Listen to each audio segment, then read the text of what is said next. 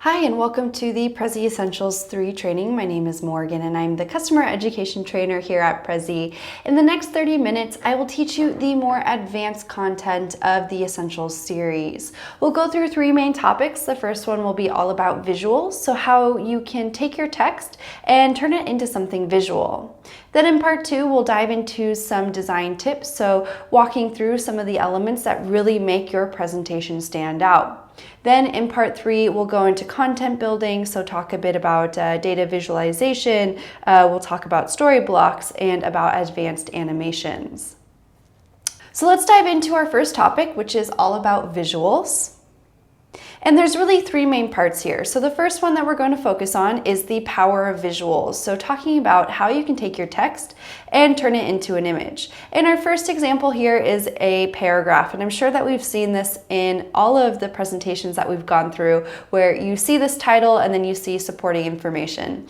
And looking at this paragraph, it might take you a minute to read through and then maybe an extra few seconds to really digest the material that you just read. And on top of that, I'm trying to speak over that paragraph, so you're trying to read and listen at the same time, and what happens is that your message is completely lost. So if you want your message to be sticky, I recommend that you move away from this paragraph format and into more of that visual format. So the first step then is to look at your slide, look at the paragraph, and choose the keywords. Once you choose the keywords, you can put them in a separate list and then go ahead and put them in a visual manner. So one example here is to put them in some sort of chart or some sort of flow. So I took all that information about how a computer works and I put it into a nice visual flow for you, and we can just follow along. So we know that we start up at the top with input information, and if you follow the arrows, you can get the general concept. This will allow me to have a visual representation of what I am talking about, so that way my message is reinforced behind me while my audience is listening at the same time. You can also add in some more icons from the image library or from the icon library to make it even more engaging. So what I did was I went to the insert menu and I typed in icons.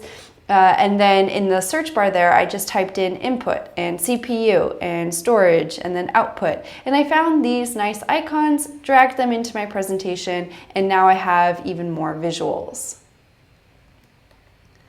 Another thing that we see often in presentations is bullet points. So trying to move you away from those bullet points, moving you towards telling that story, having that visual story, visual metaphors. And a way to do that is to take a look at your bullet points. Like an example is the onboarding steps. So you put this list up for all your new hires to follow, and then you turn it off and then you expect them to remember all the steps for that day. So instead of presenting it this way where the message might get lost, attach an image so that way they can recall that image instead of having to recall that bullet point or that sentence. And you can see I just typed in, again in the icon library, I typed in welcome, I typed in screen, I typed in team, and I just found these images and dragged them into the presentation over their bullet point. So you don't have to get rid of the text, but instead you can combine the text with the visual. So thinking about that relationship as you are building out your presentation. Another thing that you can do is think about the formatting on your screen. So say for instance you have 3 images and then a nice paragraph that describes these images. And you're wondering, how can I put this on the screen so it looks nice? And a way to do that is to use ratios. So what I'm doing is I'm creating one big square here with all of my images, and then you see this empty space. And what's going to happen is I have my text fade in to fill in that empty space, but I kept it small and within the ratio. So of this one big square, I've created 4 separate squares. And then using animations, I can zoom in over that text so that way it's over the screen, all that information is there, but it's not overwhelming. It's not on the screen the entire time. So what the focus becomes is the images, and then the text is just there to give context when I need it to be there during my story. So maybe this is a leave behind presentation. This would be a nice way to get that information in there. So now what I want you to do is go through your presentations, look through any frame or any slide that might be pretty text heavy, and see if you can try some of that formatting. The next bit that I will teach you is how to crop your image into a circle. And this is a question that I get often within my trainings is how can I take that image that I see on the screen, make it a circle, maybe even make it a topic circle. A good way to do that is by using an outside resource called LunaPick.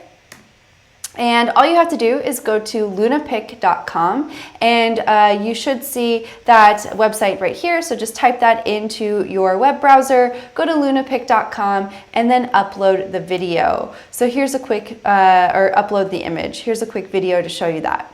So I'm going into the upload button and I'm choosing my file. And then all you do is you simply select on crop. And then you choose your shape. So I chose a circle to match with my other topic circles. And then you can use those circles over there to adjust the size. And I'm just making sure that everyone's faces are within that crop. And then scroll up to the top and select crop image one more time. Now I have this nice PNG file that I can then save and re-upload into my presentation. So then once you have that, you can go into advanced topic editing, like I showed you in Essentials 2, and make that image your topic circle. So another way to start to use your images in a nice visual manner to incorporate those images into your presentation. So now that you have all of those images in your presentation, you can edit them to make the information stand out. And with images, you can create some sort of emotion. So using these filters can help with that emotion. The first one that we are going to talk about is the adjustment filter. So the three main ones that I use often are brightness, saturation, and contrast. And with brightness, you can see I have the same image of these palm trees. With brightness, I use brightness to overlay my text. So if you turn down the brightness of an image, you can overlay text in a nice way. So you create some sort of contrast for that text to be visible. And here's a quick video to show you how. So you want to start by selecting on the image itself, and then in that secondary toolbar, you choose Edit Image. Then in that list, find the Adjust filter, and brightness is at the top. You can turn it to the right, which will increase the brightness, so make the image a little bit lighter, or turn it to the left to make the image darker. Now, since I made the image darker, when I insert my text box, I'm going to make sure that my text is really light, so using the light and dark contrast. If you went the opposite way with your brightness, so you made the image brighter, you want to make sure that your text is dark, so that way we can still read the text over the image. The next thing that you can do is control the saturation. And here's an example of that. If I wanted to enhance those colors in the background, maybe I'm going for a joyful sort of presentation, adjusting that saturation will help me to do that. So again, this is done in the image editor. And I just select on that image, go into Edit Image, and then that adjustment filter down below.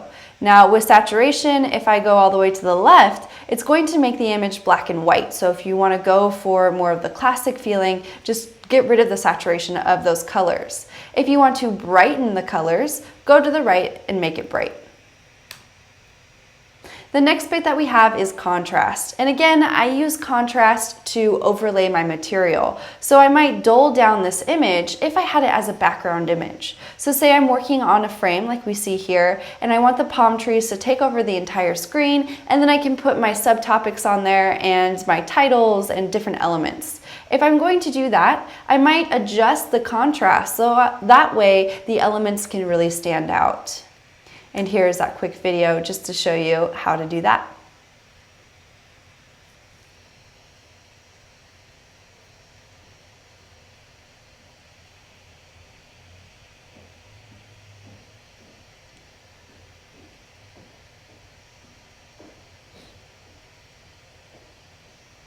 And I like to turn down the contrast so that way those elements will stand out.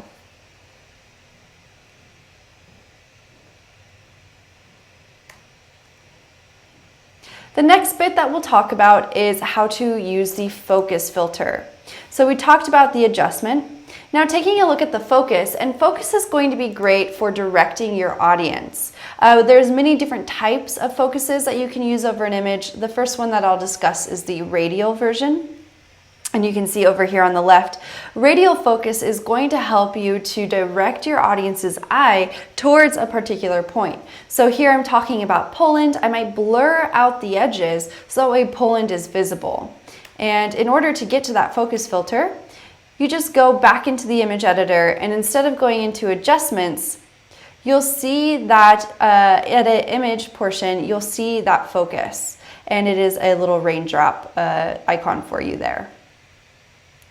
So again, I like to use the radial, and you can just select on that, and you can adjust the circle by pulling on the edge. So if I make my circle wider, it's going to increase the clear area. If I make the circle smaller, it will decrease that clear area. And then using the sliding scale, I can adjust the amount of blurredness on those edges. And then just selecting update on the top right.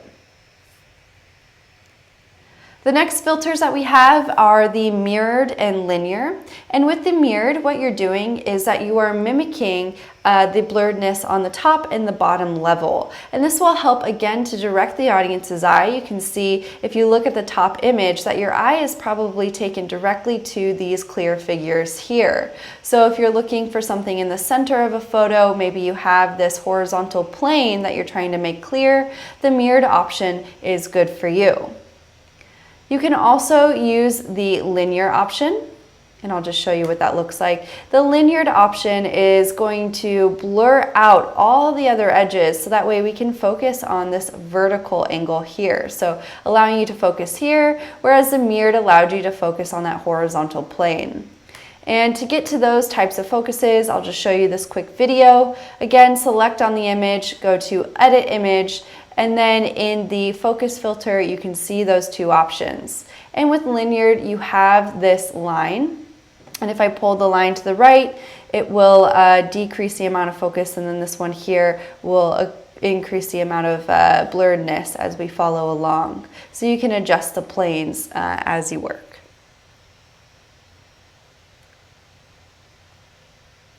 The last one that we have is the Gasson focus feature, and I like to use this either to reveal content to my audience, or if I have text that I want to lay over an image, I can add in the Gasson filter and put the text over the top. So if I want to show the clean filter, all I did here was I made an exact copy of that image, overlaid on the top, and then edited that image to apply the full blur and then the text over the top of that. You can also use this in the opposite effect. So if I want to show my text first and then reveal the audience, reveal to the audience that image, I could do it that way as well. And this is just using those animations on top of these image filters. And in order to get to that one, we can see here, again, it's in that focus portion of the image editor. And it's that last one. So this will blur the entire image, and you can control the amount of blurredness by using this scale over that feature.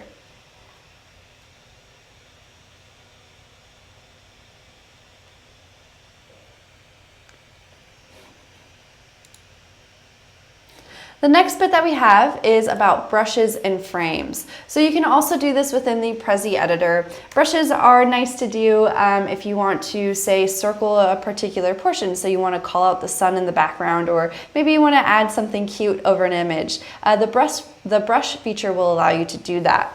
And with the brush, all you do is you go back into that image editor, and then you will see the brush feature. And then you just use your cursor. So I'm clicking and dragging, and I am creating that heart, so you can see it happen here, or some sort of line. And then you can adjust the line with the width, and then you can change the hardness. You can also change the color if you'd like.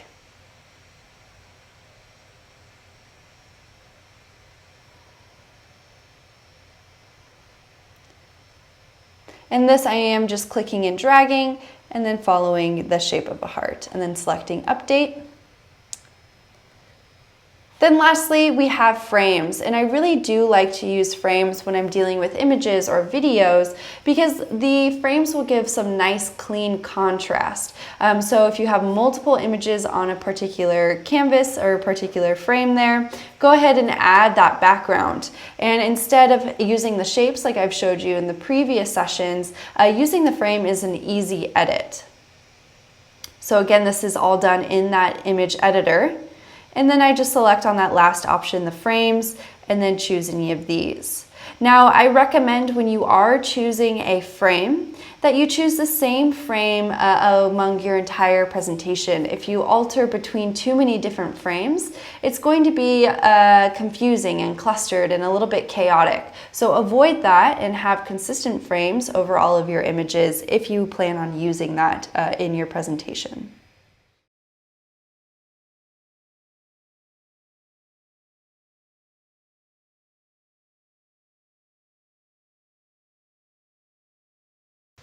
All right, welcome to part 2 of Essentials 3. This is all about design tips. So let's go ahead and dive into this area here.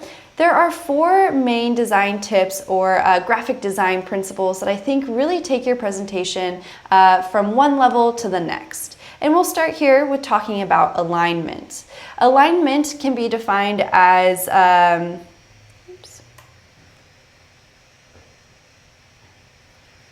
And we'll start here with discussing alignment. So we'll dive into that content here. And when you are aligning the materials on your canvas, you are looking to make sure that all of the edges are matched either across the horizontal plane or across the vertical plane. And a great way to make sure that the content is aligned is to use story blocks. So all I did here was I went to the insert menu and I selected on story blocks and clicked and dragged in this one about my team.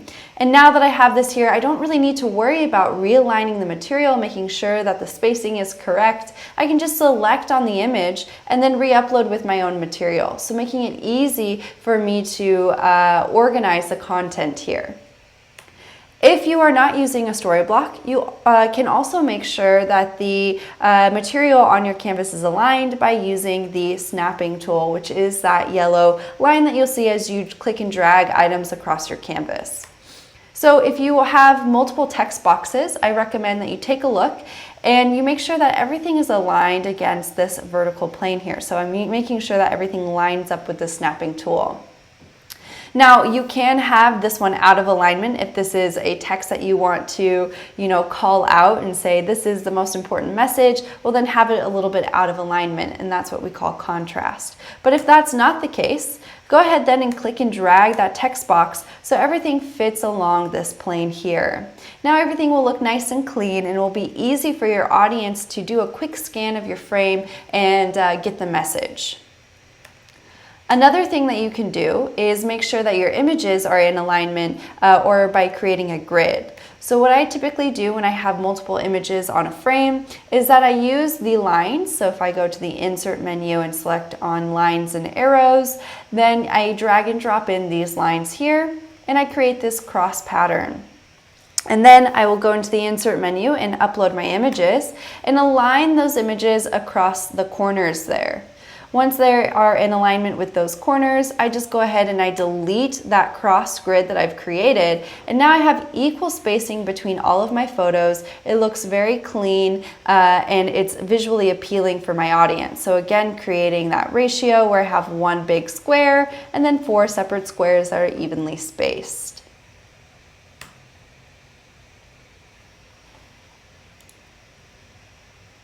The next one is contrast. So contrast is when you create some sort of difference with the material on your canvas. And so one way to do that is through colors. So if we take a look at this image that we've uploaded, maybe this is your background image for your overview, you're going to want to make sure that when you place your elements that you have a brighter color over the dark background and then a darker color over the lighter background. And this will just make sure that the content that's on your screen is nice and clear for your audience. You can also create contrast with the colors of your topic circles. So if you have a main topic, try making that main topic a different color. That way it stands out to your audience and our eye is naturally drawn to what stands out and we know, oh, okay, this topic might be the main one. You can combine these two concepts. So if I combine these concepts, I have my topic circles over my image. You can see here that everything is the same color. I have dark over the dark. It's hard to see. So if I combine those ideas, I need to create more contrast. What I would do is just tweak the color of the title so it's really bright. And then same with my topic circles. They are that lighter blue, whereas my outside topic is going to be darker blue. And in this case, this could be my main topic over here on the right. So it just is kind of drawing your attention over here. You can also create a sense of contrast through sizes. So if you're using text, make your important message the biggest text box on the screen, and then have any of your supporting details or more details about that topic below in smaller text. You can also use this with your topics and subtopics, and Prezi will naturally do this with a planet topic if you insert that in your presentation, where you have the main topic is larger than the subtopic. And this will just naturally register with your audience that something bigger will have more importance than something smaller, or that right now at this time we're talking about the big subject rather than the small subject. So their focus will maintain here until you dive into the subtopic, and now that becomes the area of focus within your story. Another way that you can create contrast is through shapes. So say you have your overview topic circles and you want to call attention to one of them, change the shape of it. So instead of all of them being circles, make one a triangle or a square, or add in an image here. So that way it really stands out against that background. You can also do this with positioning. So if you have everything in alignment going to the right, change the position of the important message going the opposite way. So that way our attention is focused to the thing that's just slightly different than the rest. And as I had mentioned earlier, contrast does apply to text as well. So you can create contrast by having regular versus bold text. You can have serif and sans serif. So serif might be your title font and sans serif might be your body font. So that way we can tell the difference. You can also add in a background color versus no background. And this background color might highlight an important detail within a sentence there.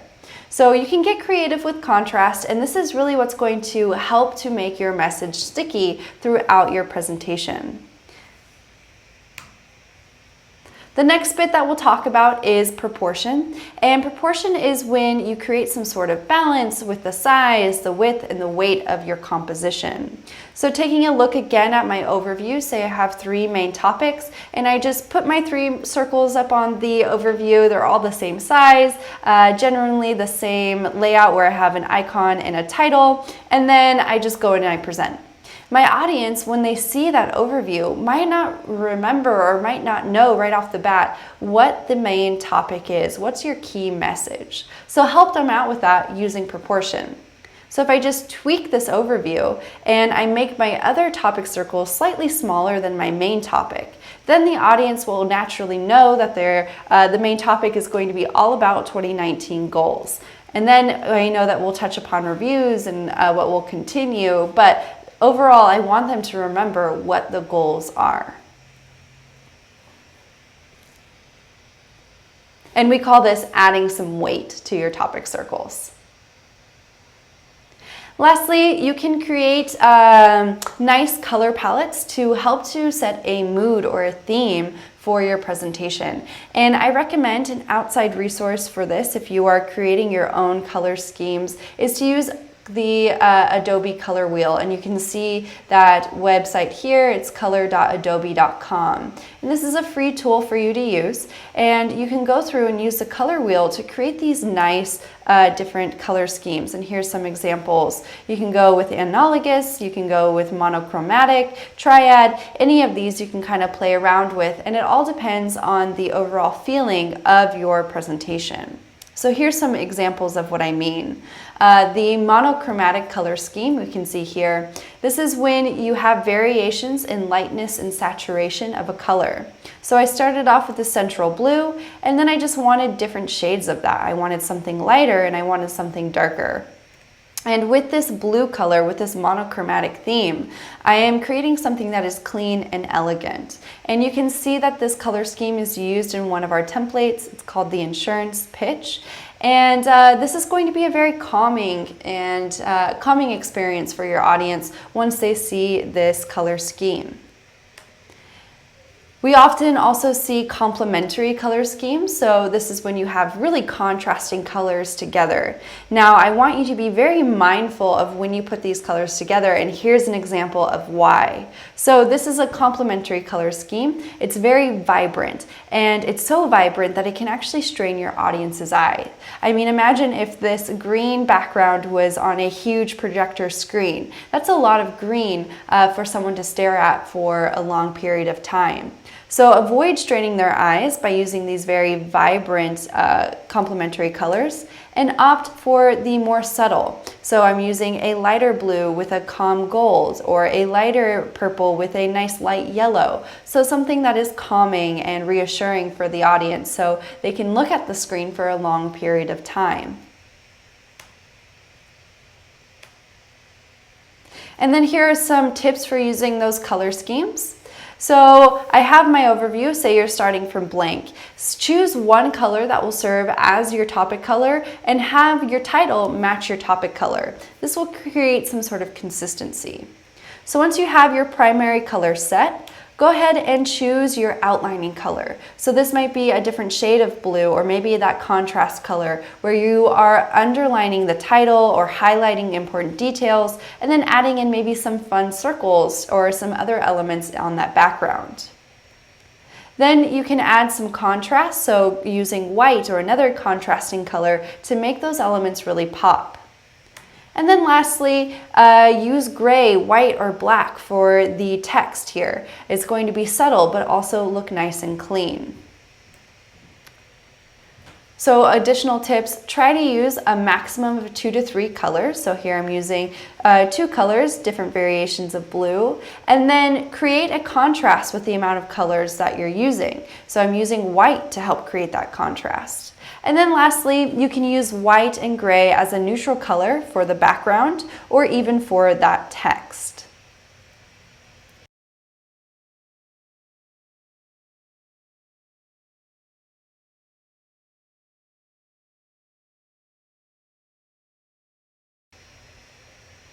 Welcome to part 3 of the Prezi Essentials 3 series. We are in this final portion, we are going to talk all about content building.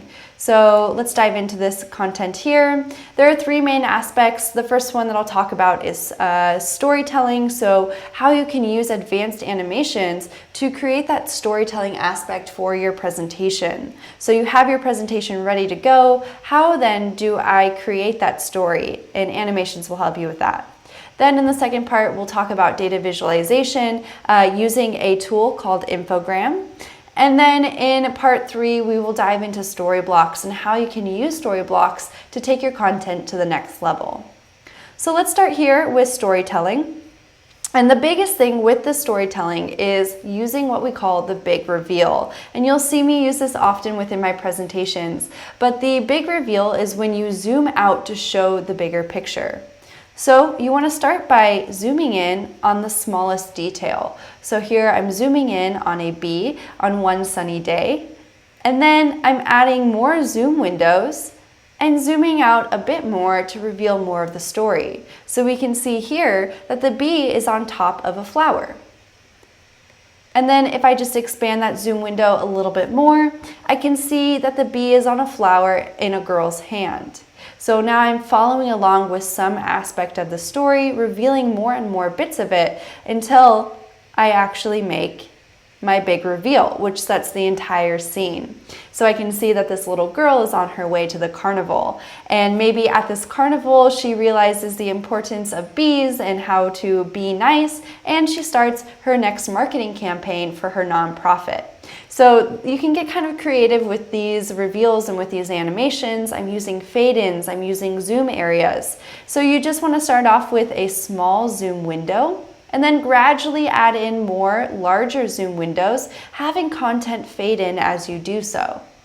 And then you zoom all the way out maybe to your overview, and then you can dive into the other aspects of your presentation. If you are a writer, this might be the hook that you are familiar with in this presentation. This would be the hook of your story as well. The next bit is going to be all about data visualization, and for this portion I have a video for you that I will walk you through, and it will show you how to get into Infogram and use some of their resources to make your data stand out. So let's go ahead and take a look here.